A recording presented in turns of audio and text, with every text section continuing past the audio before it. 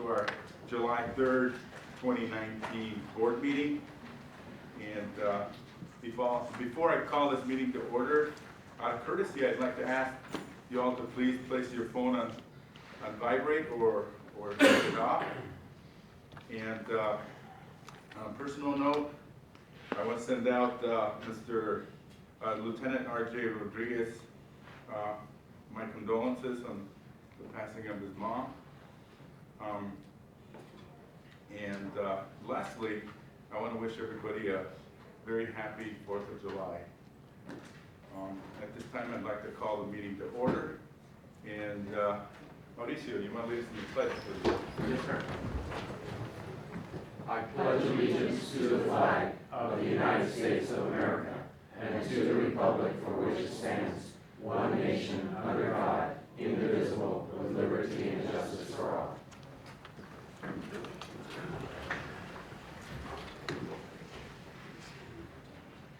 Okay, item B, adoption of the agenda. Madam Manager, good morning. Good morning, Mr. Chairman, members of the board, members of the public. We need to remove action item H9 and study session I. H9 and study session. We will bring those back to the board when we're ready for them. Great, thank you. Mr. Chairman, I will go ahead and move that we adopt the agenda with the following changes under H9 being removed to a later meeting, and study session I to be posted for another time and allow chair to deviate as necessary. Mr. Chairman, I'll second. Okay, I have a motion and a second. Any discussion, questions? Hearing none, all in favor? Aye. All opposed? Motion carried. Okay, moving on to item C, call to the public. I have several slips here. Rita. Appel. Morning, Sheriff. Welcome. Welcome. Good morning, Commissioners. My name is Britta Appel, and I work with the Sonoyta Elgin Community Advisory Group. And I've worked in this group to help educate the community on county matters and to help answer their questions with regards to property taxes and the delivery of services.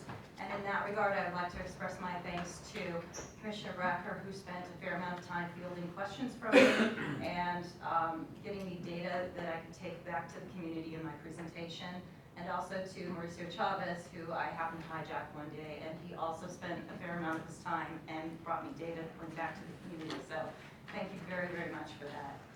My purpose for using my 3 minutes today is to ask each of you, as you move forward in the budget process, is to think twice before voting for any tax rate increase. Our current tax rate, in conjunction with the special districts, is literally taxing seniors on a fixed income out of their homes. The fact is we have a high proportion of seniors in Santa Cruz County, and many are on fixed income. The median age in Sonoyta is 61, and Santa Cruz County, the median household income is only $39,000. As you know, a property tax hike that may only be 0.5% has a huge ripple effect when it's multiplied by the net assessed values of real property, which are continuing to rise. So while you have nothing to do with the increasing property values, you do have the power to establish the tax rate. And I'm asking you to judiciously use that power, because the increasing trajectory of the tax rate over the last few years, combined with the trajectory of the increasing property values, is having a profound impact on those with a fixed income. So that I ask that you please be mindful of the financial impact a tax rate increase will bring to your constituents. The second issue I'd like to address is the improvements that have been made down at Sonoyta Elgin, particularly Elgin Road, which is the main road that goes into the wineries. This has been, for years, it's kind of been an e-ticket ride to ride on that road. It has been really bad.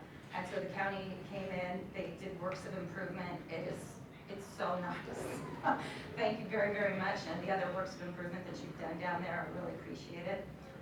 The feedback that I've received from some of the community members, though, is that they're not really sure what projects are moving forward, and they'd like to get an idea of how those projects are being prioritized. I've heard some people say, you know, my road could really use some help. So what I would like to do is offer my services. If I can help the Public Works Department put together or gather feedback and information to help them in prioritizing their projects, or to bring information back to the community to let them know what's coming down the pike.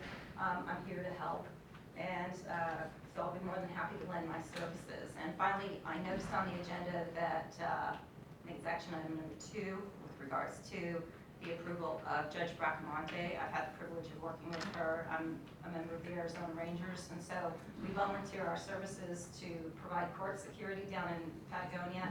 And she is a phenomenal judge, and I've had the chance to work with her and witness her.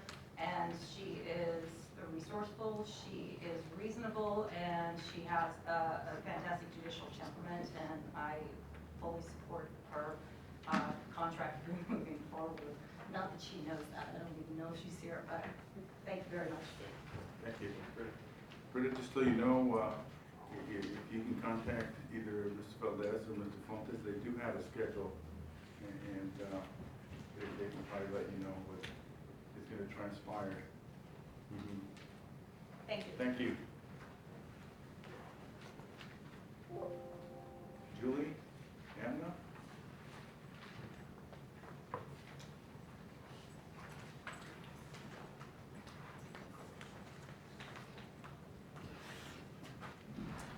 My name is Julie Ahmed. I've lived in Tubac for the past 16 years. I wish to thank you, supervisors. There are so many complex issues in our county, and you have a difficult job. I'm here to voice my concern about recycling. We use the Tubac transfer station, and I have noticed how many contaminated recycle bins there are with plastic shopping bags, amongst other things. This led me to ask the question, is the recycling actually being recycled? John Hayes has been so helpful and answered many questions, and I thank him. First, I would like to ask you to consider banning single-use plastic shopping bags in our county. Second, I would like you to consider an in-depth review of recycling in our county, how the system can be improved, and how better to educate the community. I support John Hayes in asking for a change in vendors that collect the recycling currently. Accountability is important, and it's imperative that the recycling is actually being recycled and not put in the landfill. I thank you for your time and hope we can solve this problem together. Thank you. Thank you. Anyone else wishing to come up on call to the public? Okay. We'll go ahead and move on to current events. Item 1 for the supervisors. Vice Chairman, good morning. Good morning, thank you very much. Hasn't been a very busy week, a couple of weeks, but on June 24th, I had the pleasure of going up to the Whipple Observatory with a group of people from community leaders from Tubac. What we were doing, we got a chance to tour all the telescopes, including the single 6-meter mirror that's at the top of the mountain that replaced the multiple mirror telescope, which is absolutely amazing. But really what we were up there to see was, as dusk fell, to watch all the lights come on in Tucson, the mining areas, and Nogales and Nogales, Sonora. So there is a considerable amount of light pollution that the observatories are trying to deal with, and that was the purpose of that trip. Also attended this past week the Arizona-Mexico Commission. I had the pleasure of attending an emergency services meeting with Ray Sayre, who did some presentation. It was on the Nogales Wash. Did a really good job. Congratulations, Ray. We can follow up with you on that. After that, I snuck into the tourism meeting where they had the mayors from Nogales, Douglas, and San Luis speaking. There was a transportation electrification meeting. It was interesting. It was really a panel discussion. There was a transportation and infrastructure meeting. That was a 3-hour meeting. And that was really talking about what's the priorities of what's happening on the border, in the border communities with infrastructure. And then following that, there was a mini financial bridges and borders meeting, which was really the very small group of people talking to GSA, Customs and Border Protection from Washington, D.C., who's in charge of infrastructure, and our local field office director, talking about the ports of entry, what's going on with Douglas, what's going on with the reconfiguration of San Luis, but more importantly to our community, what's going on with the reconfiguration of DeConcini. So the bad news is DeConcini is not very high on CVP's priority right now. So I think it's up to us to really start hammering away at that and working with the Port Authority to raise the level of DeConcini because it is so vital to the core of the community. Other than that, shout out to my son Max, it's his 28th birthday. And that's it. Thank you very much, Mr. Chairman. Quick question. Lucid Technologies, did they present there at all? I know they have in the past. Lucid Technology did not present there. The presenter was True Simple. Okay. Too Simple, excuse me. And they were talking about the, for their vehicles, all the computers are on board. There's no necessity to have the 5G or the Wi-Fi connection to the internet for those to work. Right now, those trucks are operating with somebody behind the wheel. The truck is being run autonomously, but somebody could take over that in a heartbeat. Usually there's a tech also.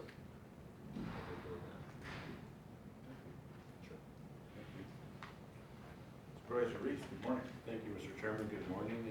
First, my condolences to the Ojeda Rodriguez family on the passing of a sister, a mom, and grandmother, Aunt Claire, who works here in our Board of Supervisors. I know that it was touching to hear that after her mom passed away, her big sister was like a mom to her. It's always sad when that happens, and I've known RJ and Raul, his dad, for many years since they came to Nogales, so my deepest condolences to them, and we'll keep them in our prayers, and it's always hard when you lose a loved one. Also, my condolences to the Contreras Soto family. Lupita Soto works, I think still works at Customs and was the administrative assistant to Lupe Rodriguez at one time, and her husband works at a port also. So the Contreras Soto, my deepest condolences to them. I got the opportunity to present at E60, the Arizona initiative that by 2030, all 25 to 64-year-old persons in the state of Arizona will either have a degree or a certificate to be able to move forward and hopefully really make the state attractive as it comes to economic development. I know President Dr. Robbins from the University of Arizona was down here, and for a Sun Devil I got to present him, so that's always interesting. But I'm glad that they came down. Alfredo Velasquez was there. Made a great presentation. When I grow up, I want to be like him. We had a student, former Marine, who's a little bit older, that has gone back to school because he sees the value of that, and his story was very touching. Roberto Poe, I think of all of the people that spoke there, I think his comments were probably one of the most appropriate as to what this goal is for the state of Arizona. I know Olivia Kramer from the chamber was there, Rachel, and I don't know how to pronounce her last name. It's Yamaka, I think it's her last name. She's the director of the EA60 for the state of Arizona. And as I said, Dr. Robbins and myself, and it was really interesting to see what's going on. I would encourage you, if you're interested, to look at their website. The 4 pillars of their goals are on there, and it starts from preschool all the way to what is it, K-20, 21. So it was nice to see that there was a good community turnout, and the comments were very appropriate. I know next week we will be attending the NACO annual conference in Clark County, Nevada. I sit on the board of directors. There's a lot of great breakout sessions that are going to be there. We have some very interesting general session speakers that will be presenting, so I look forward to that. And finally, I was fortunate to be selected to be part of an economic development discussion group that is through NACO and is being founded by the Melinda and Bill Gates Foundation. So there's no cost to the county. The only requirement was that you attend the three meetings that they're gonna have. The first one's gonna be July 30th in Portland, and then we go to Minneapolis and finally to Maryland. But all those costs are gonna be reimbursed. So I'm looking forward to see, you know, what's happening, not just bringing the perspective of what's happening here in our local community as to what else is happening all across the country. And then, you know, we're having a lot of talent drain. We're having people that are picking up and leaving our community because of really lack of opportunities for them to be able to raise a family and live comfortably. So I look forward to attending, see what I can learn, and hopefully bring back something, what I learned there, back to our community. I know a while back we started an economic development group. We had meetings.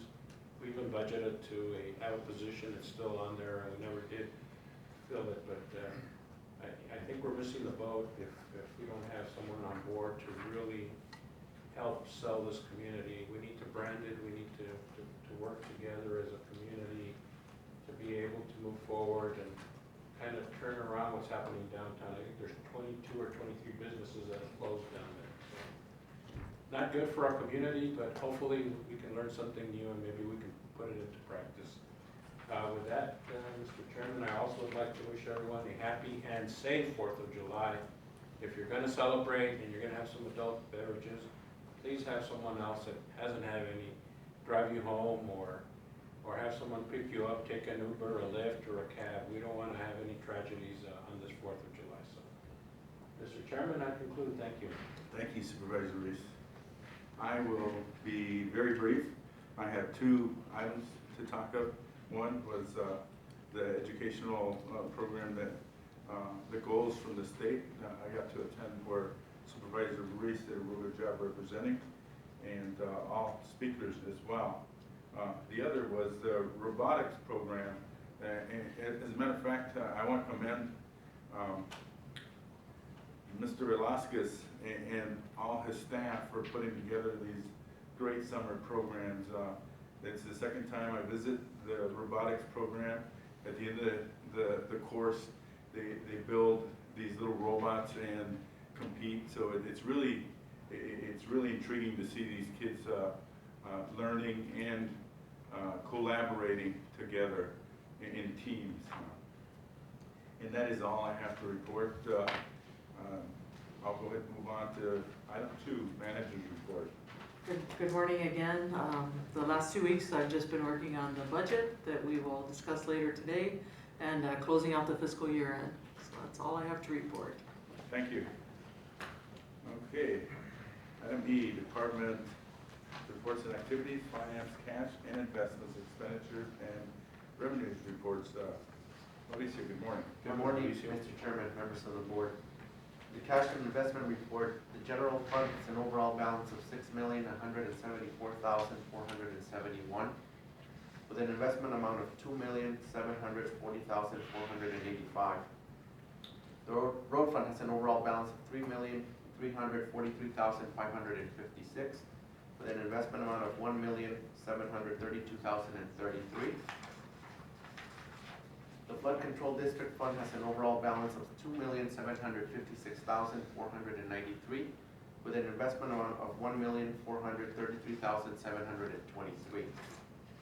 The jail district fund has an overall balance of $172,268 with an investment amount of $1,232. Total for all funds, overall balance $21,990,159 with an investment amount of $7,753,459. For an estimated end of the month balance of $4,386,650. Any questions, gentlemen? Thank you, Mauricio. Thank you, Mauricio. Thank you very much, sir. This time I'd like to entertain a motion to recess general and move into flood control. So moved. Second. Motion and a second, any questions? Hearing none, all in favor? Aye. All opposed, motion carries. Item 1, Director's Report. Morning, Mr. Chairman, members of the board. You do have a copy of the report there in your packet. I do have a couple of addendums to make on this. Item number 1, we have started the monsoon season, though the long-range forecast right now is for a slow start to the monsoons, with it ramping up probably late August, early September, and seeing the bulk of the rain late in the monsoon season instead of earlier in the season as we normally tend to. Item number 3, the Ephraim Canyon project. I received an email late yesterday afternoon indicating projects that were selected in Arizona, and Ephraim Canyon was not on the list. I went through the link that was there to look at it. It was listed under a different grant than I recall it being actually applied for, and listed as not being selected because it did not meet the minimum requirements of the said grant. I've got calls and emails into ADEMA to find out what happened, because this was an application that they came to us and asked us to do for a specific grant. It looks like it was not considered under the right grant by FEMA. If that ends up being the case, that it was considered under the wrong grant, we do have the opportunity to request for a reconsideration, and I'll follow up on that as soon as I know more. Although I have no intention of letting the project go. I have a quick question. Do we know what those minimum requirements were?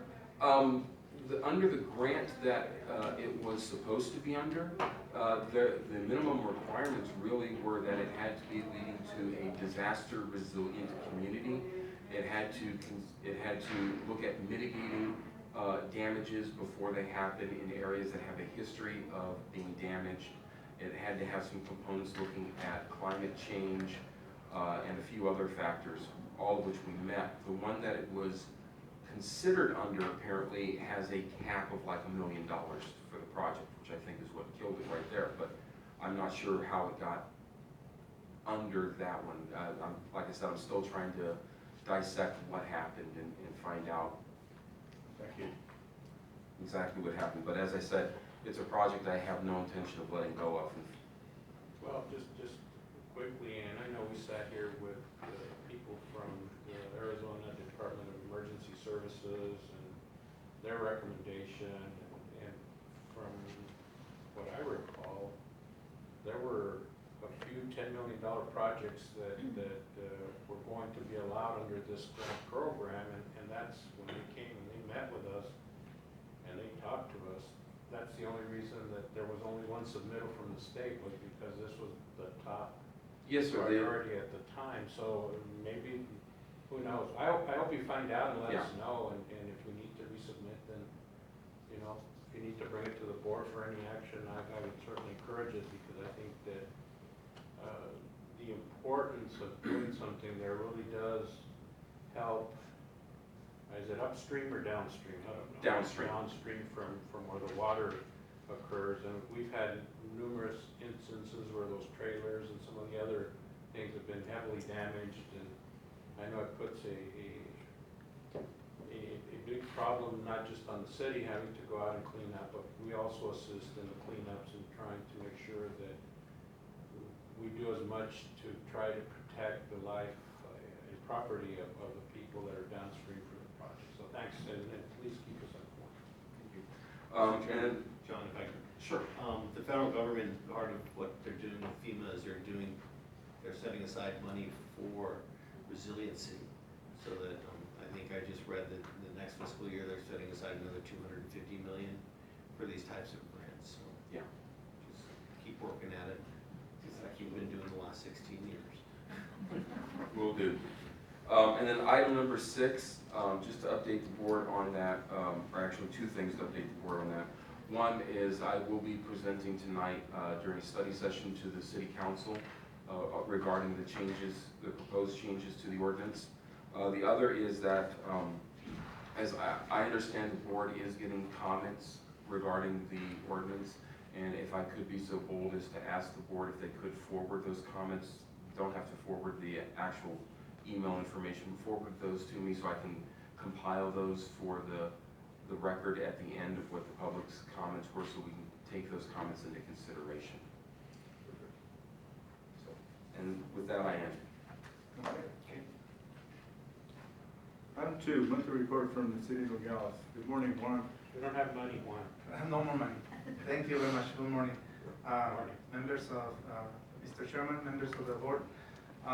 So I'm here to report that we have cleaned out the basins that every day we take care of those. Harrison and Monte Carlo has been cleaned up. And other little watches in the city, also regular maintenance. I'm a little bit concerned every monsoon, we see some damages along the Nogales Wash.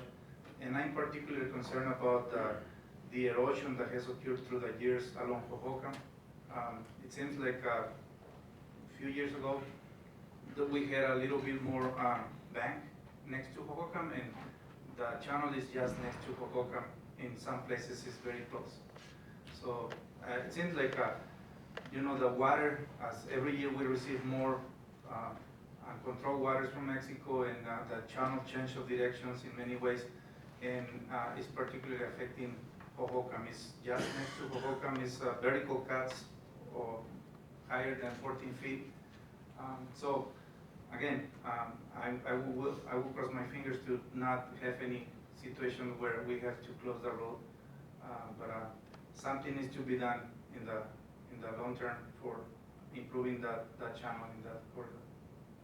And then I'm glad that John Hayes will be able to give an overview of the ordinance, taking care of the few terminologies basically, and then some important changes for the flood control administration. And then I will be also presenting another item somehow related to flood control as well. I will be giving a brief to Mayor and Council about the pros and cons of converting Bell Road into cities right away. There is a proposal by local developers to connect Bell Road with Mariposa, but there are some important challenges that I'm concerned of. The road was designed as a channel with over 2 feet of water. The ADA is in the process of doing the improvements along Mariposa, but one of the proposals is connecting Bell Road. I'm concerned about the geometry, the difference in elevation, the flowway, but I will be presenting the pros and cons of doing something like that, and Mayor and Council will decide if taking the road for the city maintenance. So that's it. Thank you very much for your And question. Juan, that channel has always been an issue, and way back when I worked for the city, the Corps of Engineer was really, didn't even want us to move a pedal because, if a tree fell down, well, you have to, no, well, we went in there and did some removal of some of the debris, but you have a water pipe, or is it a sewer pipe that goes right along the bottom? So every time that the water comes, depending on what's in there, it'll move one way or another, and it's cutting out Hohokam, but it's also going out towards the railroad and out towards Grand Avenue. The other portion too that I'm concerned about is where ADOT is, and the scouring on that side is getting a lot closer to the railroad tracks. And I know we've contacted the railroad in the past about it, and they came in, they piled some things in there and they poured cement, but it's starting to scour again. And my concern is, God forbid, is one day they're bringing a trainload full of sulfuric acid or something, and that thing falls and it goes into the water. It's going to create a disaster that this community has never seen before. And just the consequences of that vapor going up and what it's going to do, especially there are schools in that area, there's a lot of homes there, just as there is here off of Holcomb too. You got the Lincoln School, you got some other little petite schools, so you got other things there that are, to me, very concerning. So I don't know what we can do, John, maybe to reach out to the Corps of Engineers and see what it is that we can do, because I think the 440 permit is very limited in what we can do, and then you have to really have a full-scale, I guess, design of what it it is that you wanna do, and I know they don't want you to shift how the water goes because it's a natural flow or whatever, but at the end of the day, it's creating damage, and we need to find a solution to it, so. Thank you, Mr. Chairman. Thank you. Just to add a little bit more, as you know how the system works, the emergency funds only are available when the disaster happens. So it is what it is, and then we have to wait until something happens to have the support from the feds and these days. Absolutely. Great. Thank you. Thank Juan. you. Thank Thank you. you. Mr. Chairman. Happy 4th of July. You too. Thank you. Likewise. Be careful with the questions. Thank you. I have to be report from the town of Patagonia. Yes, sir, only a couple of things from the town. The town has hired a new town manager. His first day was literally Monday, so he's in the process of getting his feet wet and learning the ropes, as it were. He was at a meeting for the town council last week, as I was, where residents of the town were actually asking the town council to look into a possible IGA with the county for services from the flood control district to help them with their CRS program. So we'll be having that discussion with him and talking about how they'll need to bring that forward. No, it was a surface, it doesn't count, you're not buying that. Doesn't count? I thought that was. Good try though, good try. Thought we had you. Hey, I'm standing up for you, Mr. Chairman. 2-1. That was not agendized. Joey, is that legal? Yeah. Okay, any public comment? Yeah, I do. I have something else I'd like to add. Absolutely. I think that there's been a lot of progress on the IOI. I'd like to thank Misael Cabrera from Arizona Department of Environmental Quality. He has really gone out of his way to go to private foundation, raise money, work with the city of Nogales. And, the city of Nogales seems to be a little bit more on board with the lining project, and I just want to thank them for that. I think that's a great thing for our community. That slip lining is fairly close to being a reality. Isn't there a bill on the Senate? So yeah, also in conjunction with that, Senators McSally and Sinema introduced the Nogales Fairness Act that would transfer the ownership, maintenance, and operation of the IOI and the sewer treatment facility to IBWC, removing it from Nogales, and also that bill was introduced into the House by Congressman Grijalva and Hank Kirkpatrick. And based on what we've been doing in Washington DC, seems to have the general support of the entire Arizona delegation, so it's bipartisan support and bicameral introduction. One question, Mr. Chairman, from me. Did they fix that breach of the IOI down there when you found that tunnel? My understanding is the contractor did fix that breach.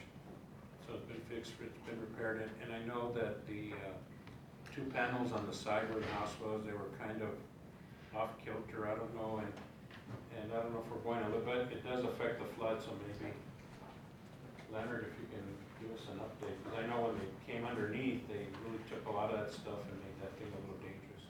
Mr. Chairman, members of the board, we just met with a contractor. We're soliciting proposals right now to look at the two situations. The one is where the tunnel actually was, what we need to do. That panel itself isn't disturbed, but we need to see what's underneath. And then the panel to the north has been breached, so we're looking at both situations. Hopefully we can take care of it before the monsoons come, because then we're scrambling. Thank you, Leonard, thank you, John. We're concerned that if we have to remove the one panel that is buckled, we don't want to do that this time, so we're looking at an intermediate solution to address that. Thank you. Thank you. Mr. Chairman, Leonard, actually, before you run away. Also part of this broad push to work with the Nogales Wash and the IOI, Senator Kyle wrote a letter to the Army Corps of Engineers, and then they've reached out to Public Works. Can you talk about that for? No. I'm not familiar with that. I haven't seen Talk that to correspondence. Jesus. Okay. Thank you. Any other questions?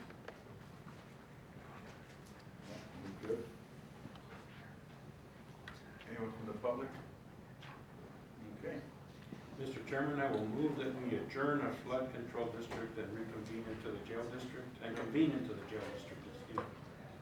And I will second that motion. Have a motion and a second, any discussion? Hearing none, all in favor? Aye.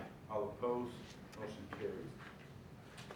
Okay, item 1A, discussion, possible action to authorize to fill vacant positions. A, 5 detention officer positions, B, detention booking clerk position, and C, detention corporal position.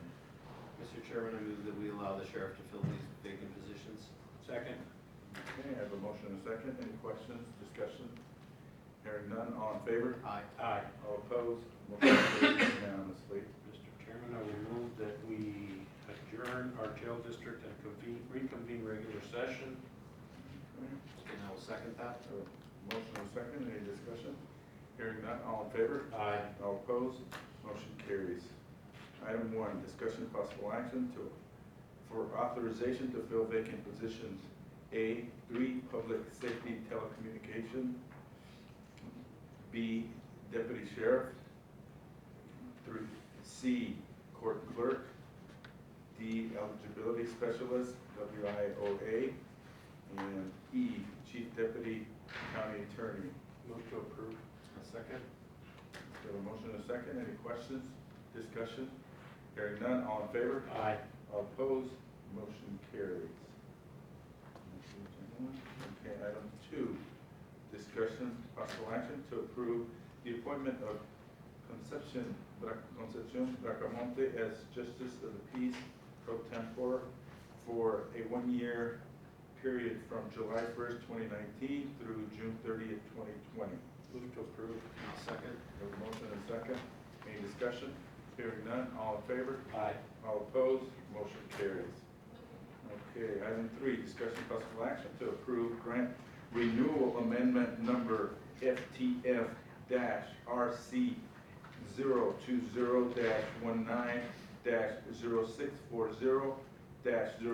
020-19-0640-02-Y2 with first things first, home visitation effective July 1st, 2019 through June 30th, 2020 in the amount of $186,000. Move to approve. Second. I have a motion and a second. Any discussion? Hearing none, all in favor? Aye. Aye. All opposed, motion carries unanimously. Discussion, item 4, discussion possible action to approve intergovernmental agreement with Nogales Unified School District Number 1 for the internet service payment process in the amount of $825 monthly until June 30, 2020. Move to approve. And before I second, I will just declare that I am a member of the Nogales Unified School District Governing Board. I do not gain or benefit from the action that is outlined in this agenda. I just want to note that for the record. And because of that, I believe that I can vote for this because it's just a procedural thing that doesn't involve any kind of payment towards any of the board members. Is that correct, Joey? Your, excuse me, board member, excuse me. Okay, let me get my thoughts in order. So I reviewed this agreement and it's correct that it's not gonna be really costing the county any money. What's gonna be happening is that the NUSD requested this IGA so that they know what they have to contribute over to us. And really, there was really no real reason to have this IGA in place, but for the fact that the NUSD wanted to have it done. And so as a courtesy, we decided to prepare this paperwork, we ran it by their council, and yes, you are correct. As a governing board member, and I'm also the president of the board, so once we act on it at the school district, it'll have my signature, so. I just, like I said, be open about it and do full disclosure, so. With that, Mr. Chairman, I will go ahead and second the motion. Okay. Motion and a second. Any other questions, discussion? Go ahead, sir. Good morning, Chris. Morning, Chris. Morning, Chris. Good morning, Chairman.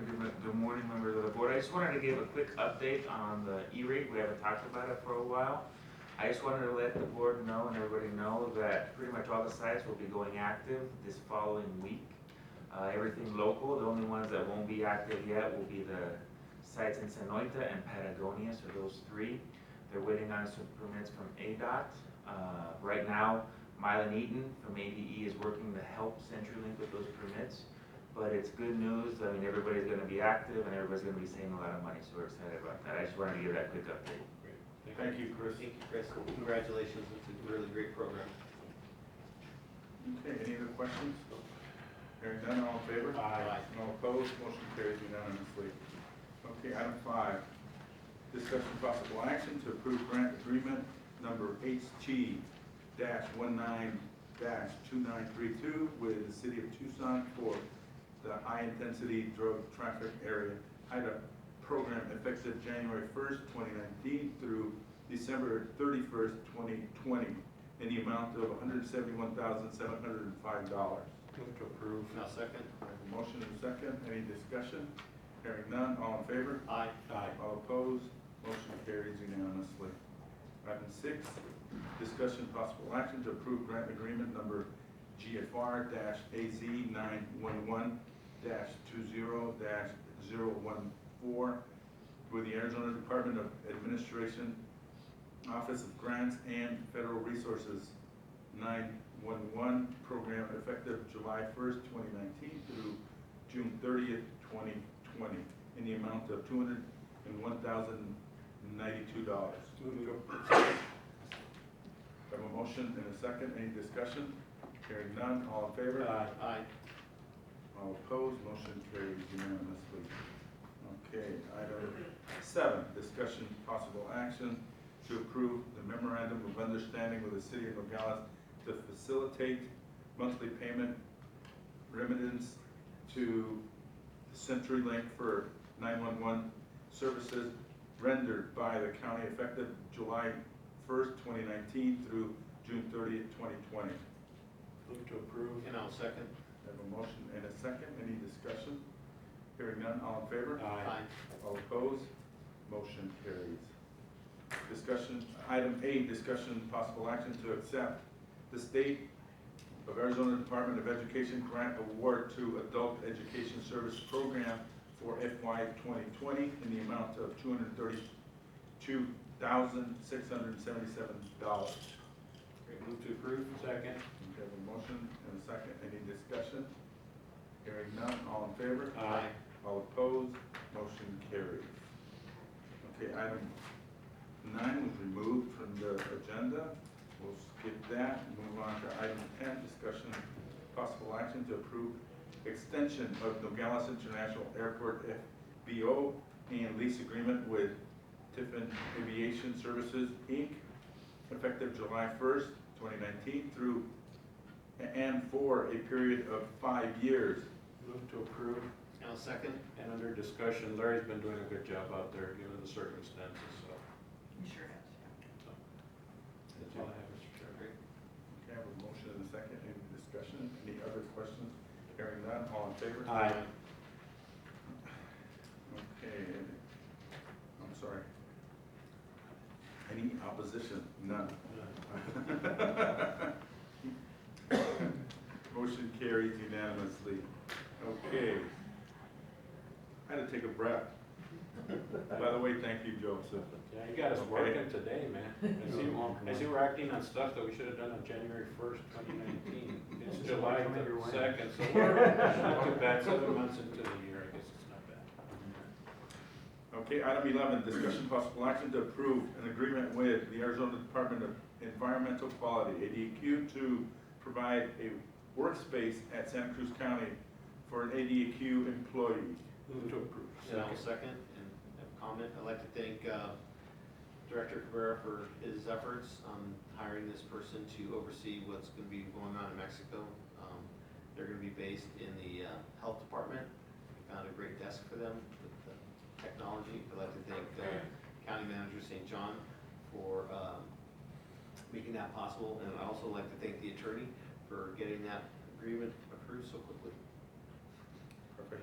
Absolutely, I think that's a feather in our cap, and it shows what we're able to do if we partner with some of the state agencies to try to be at the forefront of what's happening down here. So hopefully with that, we'll be able to get much more accomplished. So thank you, Jennifer, Joey, Health Department for allowing us, staff for the and Director Cabrera for his interest for this program. Thank you. Okay, we have a motion and a second. Any other questions, discussion? Hearing none, all in favor? Aye. All opposed, motion carries. Okay, item 12. Discussion possible action to approve the intergovernmental agreement with Santa Cruz Valley Unified School District 35 to cost share a communication specialist position. Move to approve. And I will second. Under discussion, Jennifer, I want to thank you for reaching out to the school district. It's always important that you have a person that's able to deal with issues sometimes, and having a PIO or a public information officer will certainly benefit this county. It'll help us, and maybe we can do a better job getting our stories out as to what we're doing with the community, and maybe having things posted on our website so that it's much more useful, and maybe ways of promoting other things. I would really like to see us, and I think we already have it, to have like a program where the constituents called in and they can either do it online and report a service request, and then they go to the department. So things like that, if we try to, it'd be great to help promote it. So thanks for doing that. Look forward to meeting is it a young lady, I think, next week sometime. So, no, in 2 weeks, I think that's what we're supposed to do. It's a lady. That's a lady, young lady, so. Mr. Chairman, thank you very much.